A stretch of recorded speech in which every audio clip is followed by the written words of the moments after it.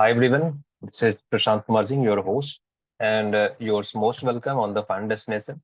So today's video will be on the topic of the timeline of history, right?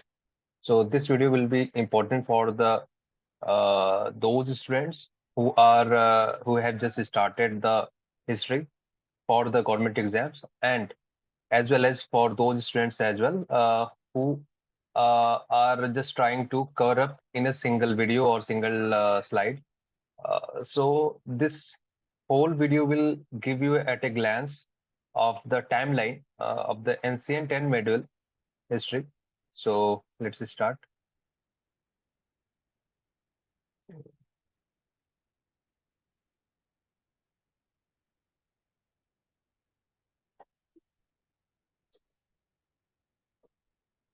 So ये सभी topic होंगे जो भी हम लोग कवर करने वाले हैं. The topics will be the prehistory, proto-history, Chalcolithic culture, and history. So if you all know that the history is something whose written records are available, right? So जहां से रिटन रिकॉर्ड्स मिल रहे हैं उसके पहले भी तो फेज रहा होगा जहां रिटन रिकॉर्ड्स अवेलेबल नहीं है, राइट? लाइक स्टोन एजेस के जो मेन एंड वीमेन थे, so they were having more like animal behaviour. धीरे धीरे वहां से प्रोग्रेस हुआ, ह्यूमन बीइंग में कन्वर्ट हुए सब. और धीरे धीरे वो स्मॉलर सेटलमेंट्स आया. और उसके पहले केव में रहते थे, स्मॉलर सेटलमेंट्स आया. और स्मॉलर सेटलमेंट्स के बाद वो धीरे धीरे कुछ गांव बसना स्टार्ट हुआ.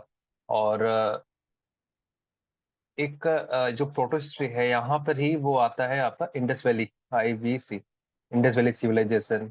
इसके पहले जो प्री हिस्ट्री है, यहाँ पर आपने Bhimbetka, right? Bhimbetka MP में प्लेस है. वहां पर इसके केव्स में जो भी पेंटिंग्स हैं वो पाई जाती हैं. सो ये सभी का जो टाइमलाइन है वो समहाउ आपको एक बार में आपको रिमेम्बर रहना चाहिए, याद रहना चाहिए. इसके थ्रू आपको हिस्ट्री पढ़ने में बहुत ही आसानी हो जाती है.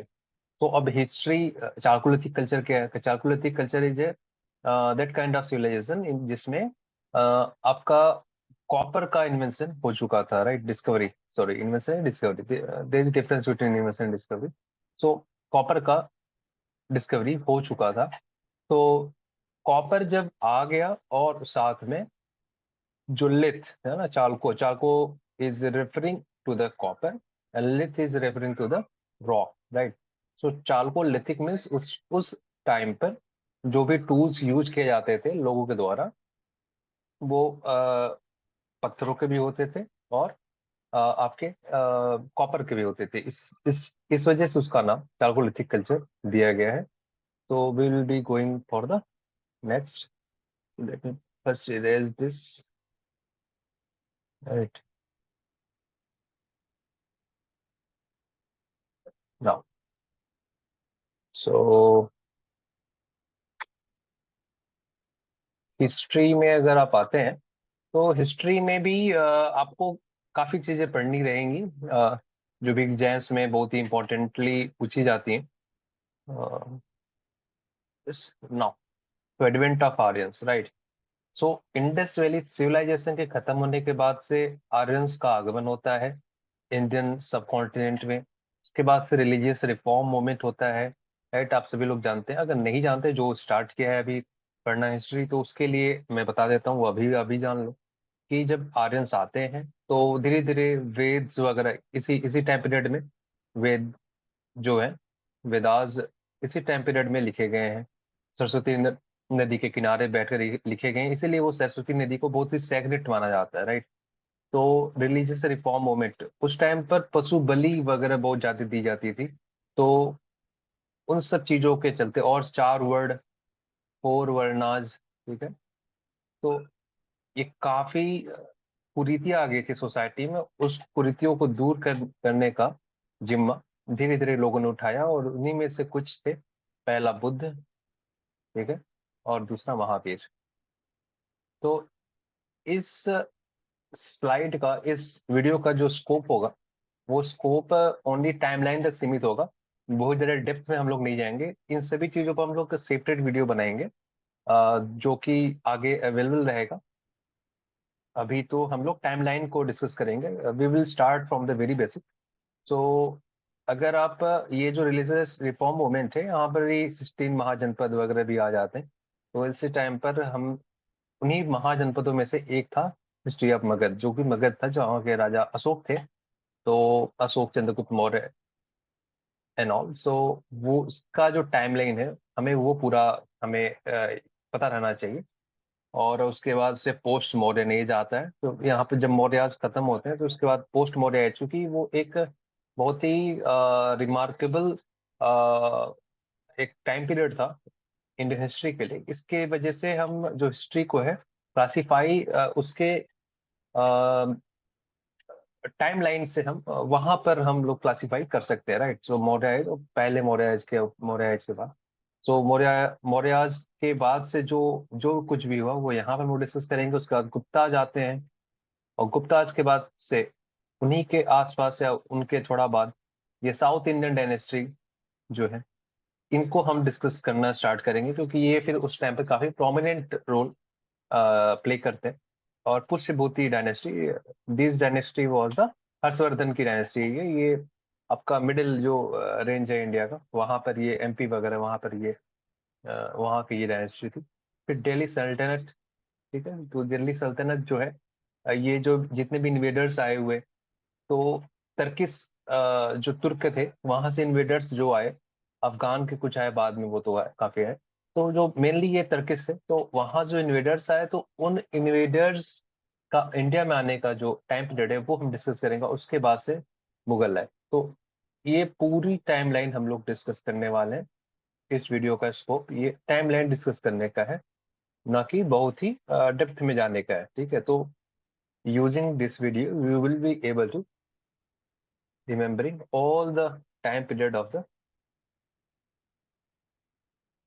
history. So let's erase this.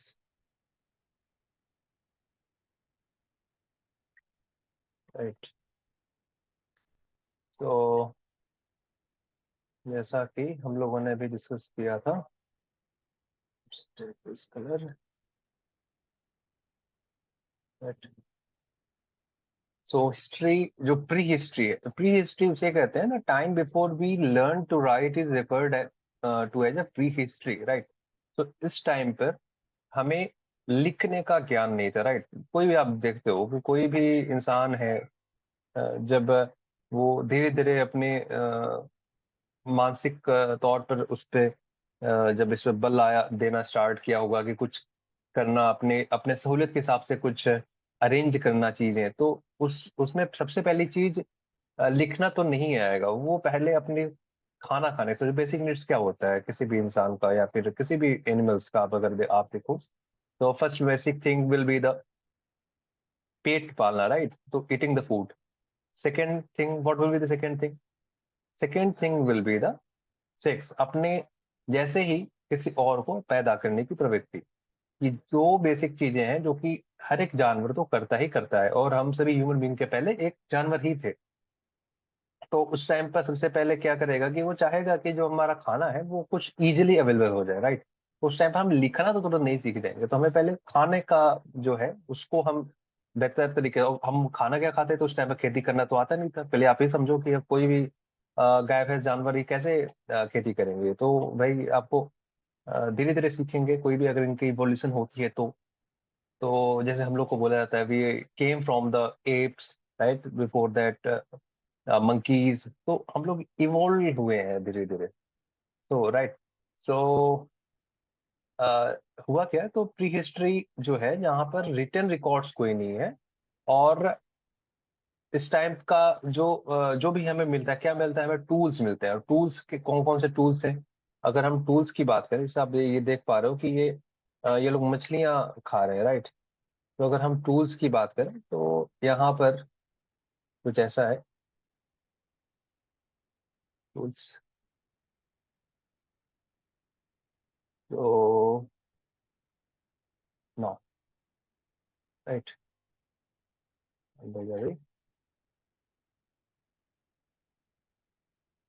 क्या प्रॉब्लम है, राइट, हाँ। So based on the actual object discovered at the numerous archaeological sites, including the artifacts, tools, pottery and other tangible items, prehistory can be understood. मतलब जो भी चीजें हमें मिली, कि आप कैसे जानोगे अगर आप कुछ लिखा पढ़ा तो है नहीं उस टाइम की चीजों का। So what, how we will be able to know? So archaeological surveys में, है ना, people जो archaeologist हैं, they have excavated the sites, different sites all over the world, and on the basis of remnant found at those places, so उसके बाद से उसकी carbon dating करेगी तो उसके टाइम पीरियड का पता चला। टाइम पीरियड का पता चलने के बाद क्या हुआ, टाइम पीरियड का पता चलने के बाद उसके देखा गया कि कहाँ के किस टाइम पीरियड का है और उस टाइम पीरियड के लोग किस तरीके की चीजें यूज करते थे, राइट।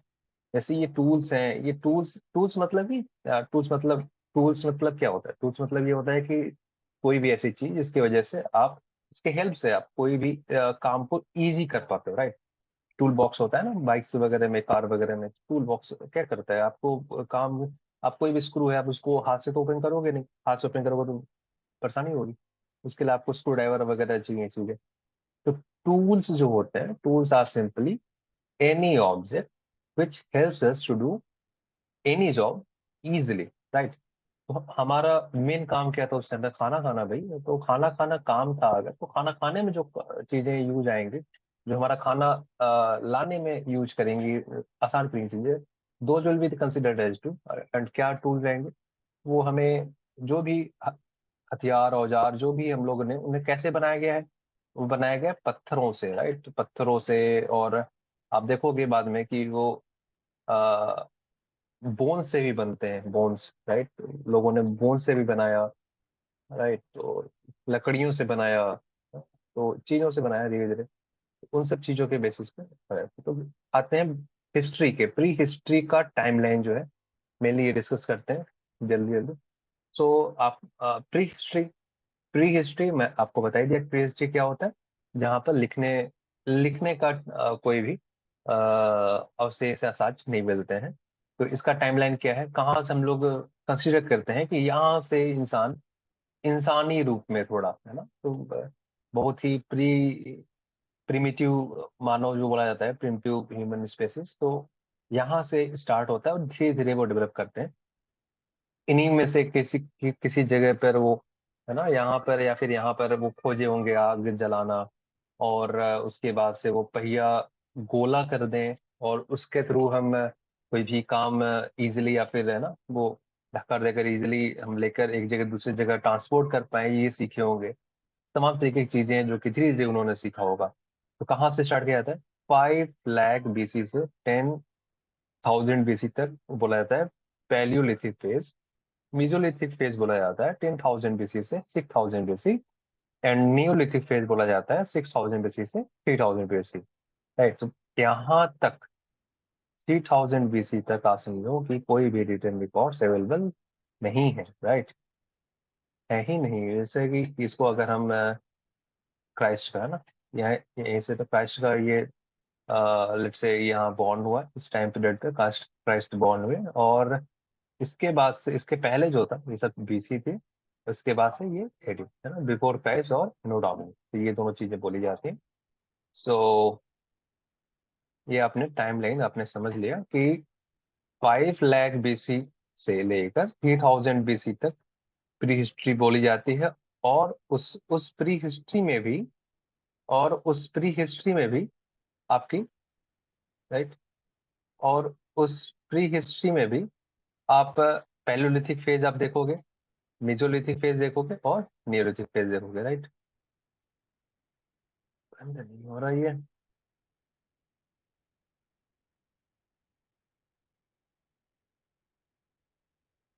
ठीक है। तो प्रोटो हिस्ट्री पे आते हैं, व्हाट इज प्रोटो हिस्ट्री पे। So what is proto history, कुछ सेटिंग का गड़बड़ है, इसको हम लोग नेक्स्ट वीडियो में ठीक करके रखेंगे।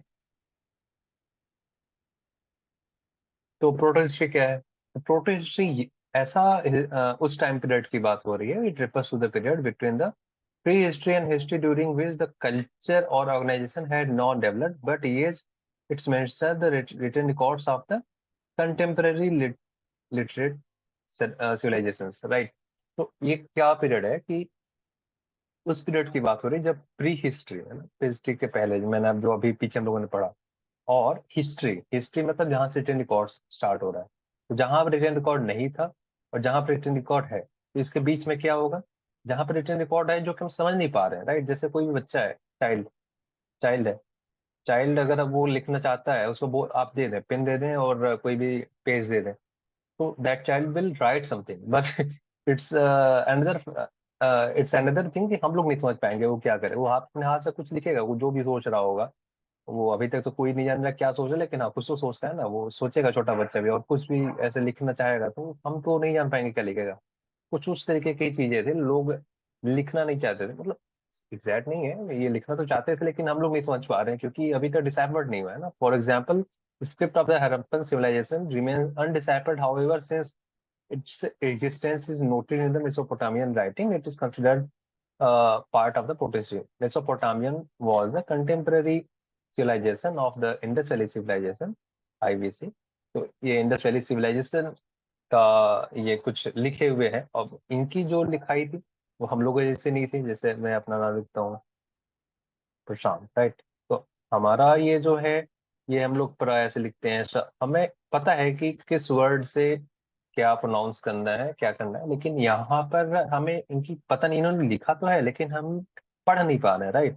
इनका जो ग्रामर है पूरा, ये वोकैबुलरी है, वो हमें नहीं पता है कि अल्फाबेट से क्या क्या अल्फाबेट्स क्या यूज कर रहे हैं। इनके अल्फाबेट्स जो भी थे, ये कुछ पिक्टोरियल फॉर्म में थे, राइट? यहाँ पर आप देख लो, डॉटेड, डॉटेड से कुछ हो रहा है, ये लाइंस बनी हुई है ऐसे, ये सर्कल्स बना हुआ है, तो ये प्लस बना हुआ है लो।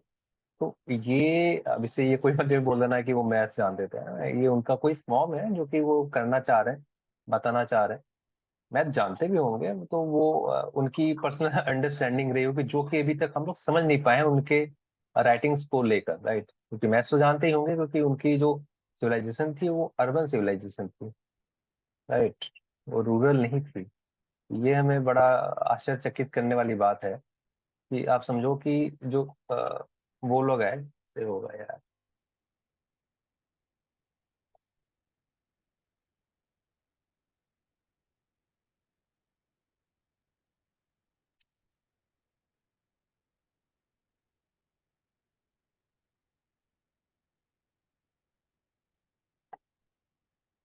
ओके, सो जो आर्यंस है, so they have developed the rural civilization, but before that Indus Valley civilization people were urban civilized people, right? So how we will be able to understand that उनकी जो नगरीय व्यवस्था थी, उनकी जो हाउस प्लानिंग थी, उसको हम देखकर समझ सकते हैं कि वो नगरीय व्यवस्था थी, right? So cities were there, and even apart from cities, they were having the ports, right? बंदरगाह थे वहां पर उनके पास। सो ये आप लोगों ने, हम लोग समझ ही लिए क्या है प्रोटो हिस्ट्री, और इसकी टाइमलाइन जल्दी से देख लेते हैं। ये प्रोटो हिस्ट्री का टाइमलाइन है, और प्रोटो हिस्ट्री में जैसे हम लोगों ने देखा था वहां पर 3000 BC तक प्री हिस्ट्री था, उसके बाद हम प्रोटो हिस्ट्री पे जाएंगे। तो लगभग ये 26,000 BC जो है, 2600 BC, सॉरी, 3000 BC से 26 BC में जाने तक कितना हुआ? 400 ईयर्स का जो गैप है, ये हम प्रिपरेटरी गैप या प्रिपरेटरी फेज हम मान सकते हैं कि इंडस वैली सिविलाइजेशन का जो साक्ष्य है हमें यहाँ से मिलता है। हो सकता है उसके पहले भी रहा हो, लेकिन अगर हमें नहीं मिला है तो हम डायरेक्टली कह नहीं सकते कि कहाँ से, लेकिन जहां से हमें मिला है वहां से हम बोलेंगे ठीक है, इंडस वैली सिविलाइजेशन यहाँ से स्टार्ट हुआ, और कहाँ तक मिलता है वो हम बोलेंगे 1800 तक मिलता है, ठीक है? 2600 BC से लेकर 1800 BC तक इंडस वैली सिविलाइजेशन के साक्ष्य मिलते हैं। और ये जो ये जो सिविलाइजेशन थी, ये ब्रॉन्ज एज था, ठीक है? ब्रॉन्ज सिविलाइजेशन थी। यहाँ पर ये कॉपर में टीन मिलाकर, प्लस टीन, एस एन मिलाता है ना, उसका साइंटिफिक टर्म है। तो ये मिलाकर ये कॉपर ब्रॉन्ज बनाना ये जानते थे, जबकि इसके बाद से जो लोग और आए जो इंडिया के और पार्ट में भी थे, किसी और पार्ट में भी थे, तो वो लोग ब्रॉन्ज नहीं बना पाते थे समहाउ। तो जैसे let me draw a map of India. India का मैप भी ये कुछ यू कैन से अखंड भारत वाला ये मैप है, ठीक है। तो यहाँ पर कुछ था, इधर पाकिस्तान का एरिया है, तो यहाँ पर ये सिविलाइजेशन बसी हुई थी, इंडस वैली, IBC। तो यहाँ पर भी कोई और कल्चर था, यहाँ पर कुछ और कल्चर था। ये मारवा जोरवे कल्चर बोलते हैं, ठीक है। ये मारवा जोरवे कल्चर बोलते हैं यहाँ पर। तो ये सब सिविलाइजेशन भी थी, लेकिन अगर आप देखोगे तो इनकी जो टेक्नोलॉजी थी, जो भी चीजें यूज कर रहे थे, पॉटरीज थे, आर्टिफैक्ट्स थे, they were some somewhere somehow lagging than IBC, ठीक है। और ये भी देखा जाता है कि इसका और लैग कर रहे हैं थोड़ा थोड़ा। अगर हम ध्यान से देखें तो हमें ये भी समझ में आ रहा है कि इन दोनों के, क्योंकि सिमिलर पॉटरीज कई चीजें, लेकिन पॉटरी के मिलने का जो समय है वो थोड़ा टाइम का गैप है ना, जो 1-2 साल, 100-200 साल का। तो कुछ तो इनके आपस में आदान प्रदान तो रहा है, ठीक है। ऑब्वियसली हमारे टाइम के जैसा वहां पर उस टाइम पर आपका ट्रांसपोर्टेशन और कम्युनिकेशन की सिस्टम तो था नहीं, तो गैप तो रहना ही रहना है। कोई जल्दी खोज ले रहा है, कोई बाद में खोजेगा, या फिर नहीं खोज रहा है तो कहीं से देख कर आ रहा है कोई पर्सन, तो उससे वो जानेगा। तो गैप तो रहना ही रहना है। तो उस तरीके से गैप मिला हुआ है। और चाकोलिथिक कल्चर का हम लोगों ने देख लिया कि 1800 BC से 1500 BC तक वो चाकोलिथिक कल्चर बोला जाएगा। Later later Indus valley civilisation, इसको लेटर लेटर क्यों बोला जा रहा है, क्योंकि इंडस वैली सिविलाइजेशन को खत्म होने के बाद, ठीक है। तब हिस्ट्री पर आते हैं। अब यहाँ से रिटन रिकॉर्ड्स प्रॉपर अवेलेबल है, राइट। तो प्रॉपर मतलब इसका ये मतलब नहीं कि हर एक चीज अवेलेबल है, लेकिन आज जितने काफी मिल चुके हैं। और हो सकता है इसके अलावा भी काफी और रहे होंगे जो कि हमें नहीं मिले। सो ठीक है, तो वैदिक एज जो है ये दो भागों में बांटा जाता है, 1500 से 600 BC तक, ठीक है। तो 1500 से 600 BC तक हम वैदिक एज में बांटते हैं। और ये जो स्टार्टिंग के ये अ, आपके 500 to 600 ईयर्स हैं, इसे अर्ली वैदिक पीरियड बोलेंगे, और इसे लेटर वैदिक पीरियड बोलेंगे। वैदिक पीरियड मतलब कि यहाँ पर वेद्स का, ठीक है, वेद्स का फॉर्मेशन, जो भी लिखा पढ़ी वहां पर होता है, वेद्स। और ये वेद जो होते हैं, सरस्वती जो रिवर था उसके किनारे बैठ के लिखे गए, तो इसलिए सरस्वती को बहुत सेक्रेट रिवर ही माना जाता है। तो ये सब वेदों में आपको मिलते हैं। जो 4 तरीके के वेद हैं आप सभी जानते हैं। कौन कौन से 4 तरीके के वेद हैं? पहला पहला हो गया ऋग्वेद, यजुर्वेद, अथर्ववेद, सामवेद। तो 4 तरीके के वेद हैं। तो सभी वेदों में अलग अलग, और उसमें भी कुछ वेद जो हैं वो बहुत ही पहले ये अर्ली वैदिक पीरियड में बने, और दो वेद यहाँ पे बने और दो वेद यहाँ पे बने।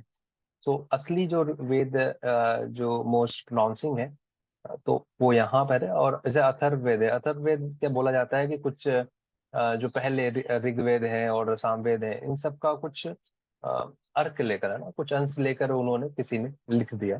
तो वो बहुत ही क्लियर कट फोर्थ वेद बोलने में कुछ लोग हिचकिचाते भी हैं, लेकिन फिर भी 4 वेद आप बोला जाता है। और वेदों की रिफाइंड वर्जन है पुराण्स, ठीक है, पुराण्स। वेद पुराण बोला ना, तो ये पुराण जो है, these are the refined version of the Vedas. तो ये हम लोगों ने इसकी टाइम देख ली। Second, let's switch on the power now. सब आते हैं सर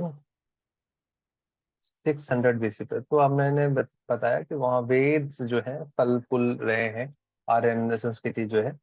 और उसके बाद से क्या हुआ है कि कुछ उसमें डिफॉर्मिटीज आ गए, राइट। जैसे वर्ण सिस्टम आ गया, वर्ण सिस्टम, वर्ण वर्ण 4 वर्ण थे ना, ब्राह्मण, ब्राह्मण, क्षत्रिय, क्षत्रिय, वैश्य, शूद्र, ठीक है।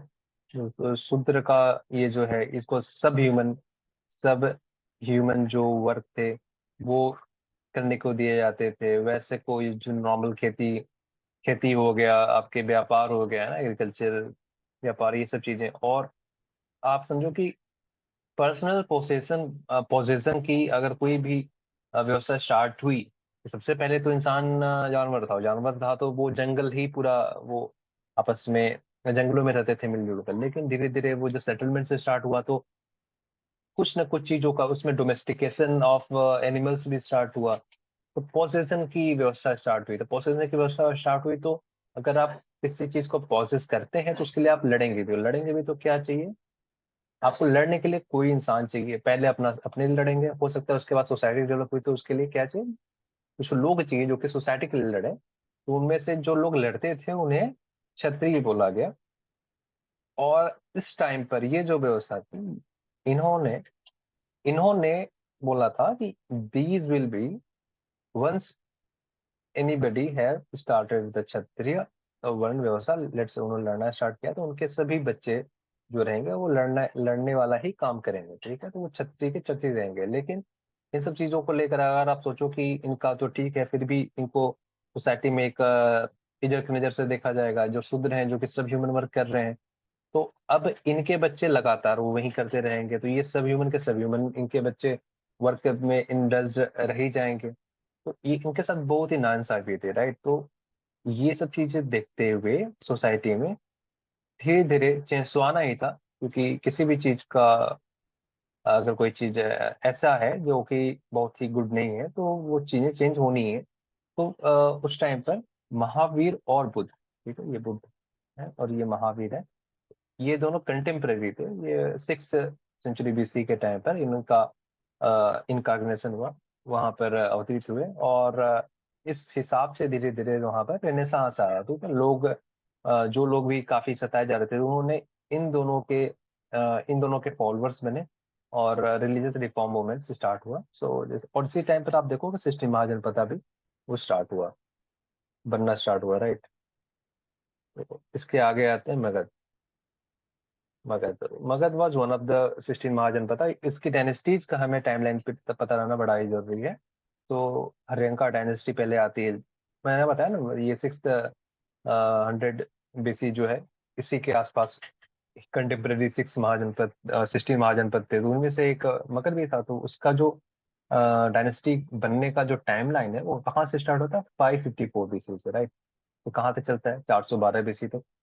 इसके बाद शिशुनाग डायनेस्टी आता है। शिशुनाग डायनेस्टी 412 से लेकर 344 BC तक आता है। नंदा डायनेस्टी आती है 344 से 321 BC तक आता है। मौर्य डायनेस्टी आता है 321 से 185 BC तक। ये हमें ये पूरी डायनेस्टीज का टाइम पीरियड हमें याद रहना है, ताकि क्योंकि हमें हिस्ट्री क्या है ना, याद करने का अब ऐसा नहीं है कि सीधे सीधे बस रटना स्टार्ट करेंगे। So there should be certain thing जिसको हम सीधे सीधे याद करेंगे, और बाकी चीजों को क्या है, रिलेट करेंगे, उसके टाइमलाइन के हिसाब से रिलेट करेंगे। बट अगर टाइमलाइन पता है तो हमें फिर याद करने में बहुत ज्यादा व्यवस्था नहीं आएगी, अगर प्रॉब्लम नहीं आएगी उसके। फिर अगर टाइमलाइन पता है तो बाकी चीजें हम इजिली रिलेट कर लेंगे। तो जैसे कि लास्ट था वो मौर्यास थे, तो उसके जाने के बाद से तो इंडियन सब कॉन्टिनेंट में ये दो तरीके के लोग आपके स्टार्ट हुए राज्य करना, डायनेस्टीज अपनी वो क्रिएट करना स्टार्ट किए। उसमें से एक थे आपके इंडिजिनस, ठीक है, इंडिजिनस मतलब अपनी धरती के, जो कि इंडियन सब कॉन्टिनेंट के ही थे। इंडियन सब कॉन्टिनेंट का कौन कौन से थे? सुंगा डायनेस्टी कब कब कब से है? आप देखो कि 200 BC तक से ही वो स्टार्ट हो गया है ना लगभग। अब अगर राउंड फिगर में आप लो 185 200 BC, आप समझो 200 BC से समझो कि आप मॉडर्न एज से लगभग खत्म। आप जान रहे हो कि ये जो अशोक थे, और अशोक का जो कार्यकाल था उस टाइम पर, इंडिया इंडिया जो आप अभी कह रहे हो उस टाइम था, तो इसका नेशन का कोई एक नोशन नहीं था ना, नेशन का कोई नोशन नहीं था लोगों के बीच में। बट सभी जिसकी भी जो डायनेस्टी थी, अशोका की जो डायनेस्टी इंडियन सब कॉन्टिनेंट पर वो राज करता था, तो काफी हद तक बहुत ज्यादा फैला हुआ था, अफगानिस्तान तक फैला हुआ था, राइट? तो अब उसके बाद से आपके सुंगा डायनेस्टी स्टार्ट होता है। और सुंगा डायनेस्टी जब वो मौर्य डायनेस्टी खत्म होती है, सुंगा डायनेस्टी आता है। ये सब इंडियन ही थे ना, सुंगा डायनेस्टी। सुंगा पुष्यमित्र सुंग था उनका एक, मौर्य डायनेस्टी के जब लास्ट हुआ तो वहां पर उनका एक मंत्री था जिसने फिर अपने एम्परर का, किंग का ये उसको मारा और खुद गद्दी पर बैठा। इस तरीके से ये सुंगा डायनेस्टी स्टार्ट होता है। ठीक है, तो उसके बाद से कांगड़ा डायनेस्टी आता है, सातवाहनाज आते हैं। और आउटसाइडर्स भी, कुछ आउटसाइडर्स भी है इधर अपने इन सब कॉन्टिनेंट पे। कौन कौन से थे? इंडो ग्रीक्स, ये देखो कब आए, 165 बीसी पर। शाकाज आए 90 बीसी पर। पार्थियंस आए 25 बीसी पर। कुशानाज आए 265 एडी में। सॉरी, यहाँ पर 25 एडी है पार्थियंस में। तो आप ये देखो कि ध्यान देना है कि ये जो टाइमलाइन है, हमें ये समझना है कि 200 बीसी से लेकर 1 सेंचुरी एडी के आसपास तक, ये जो 300 ईयर्स का है, ये ईयर्स का ये टाइमलाइन का इस स्लाइड पर आपको मिल जाएगा।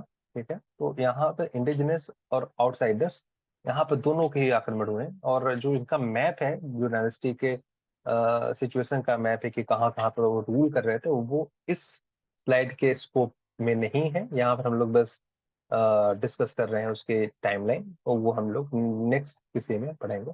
तो गुप्ताज का देखते हैं। लगभग आप देखो कि कहाँ से गुप्ताज का ये टाइमलाइन स्टार्ट होता है।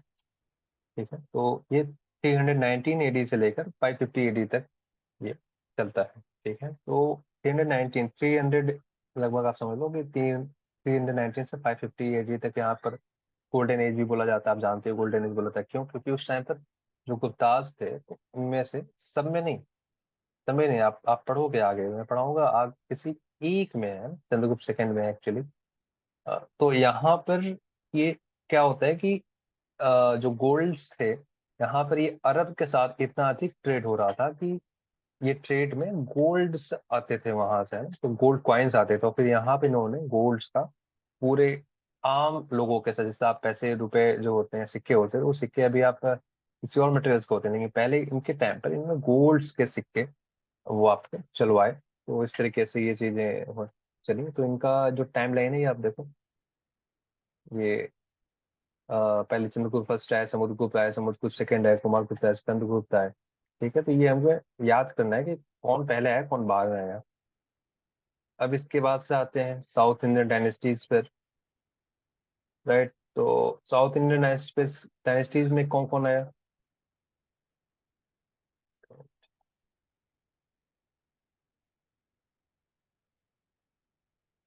हम्म, तो साउथ इंडियन डायनेस्टी में कौन कौन आया? संगमेज कब से कब तक है?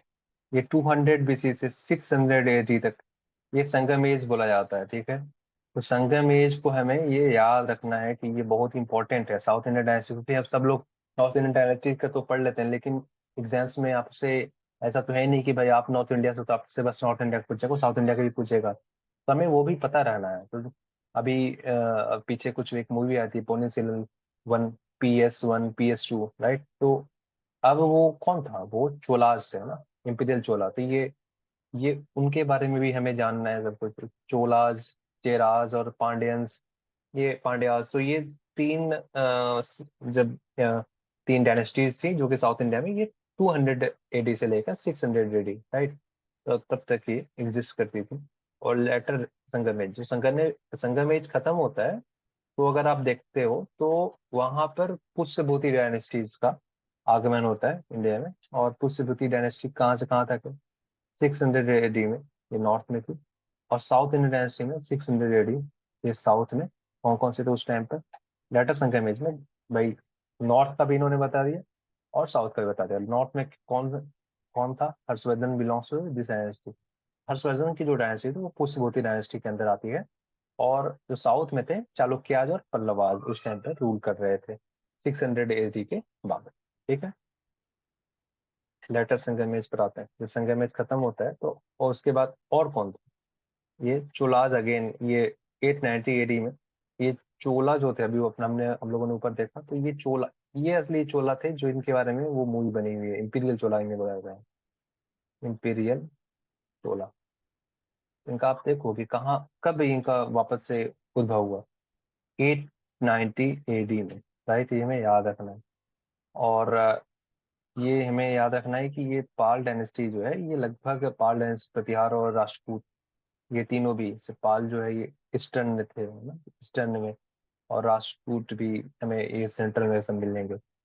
तो गुर्जर, जो गुर्जर है तो इन्हीं के नाम से ही गुजरात का नामकरण हुआ पड़ा है। तो ये सब चीजें हमें याद रखनी है धीरे धीरे कि ये कहाँ से, कब से है, ये लेटर संगम एज में ये सब आता है।